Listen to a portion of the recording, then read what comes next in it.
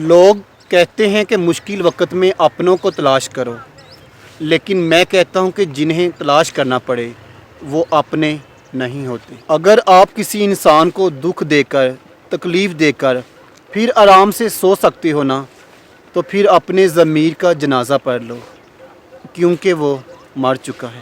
یاد رکھیے، جب بیٹا پیدا ہوتا ہے تو اللہ تعالیٰ فرماتے ہیں جاؤ اپنے والد کی مدد کرو، لیکن جب بیٹی پیدا ہوتی ہے تو اللہ تعالیٰ فرماتے ہیں کہ میں خود اس کے والد کی مدد کروں گا۔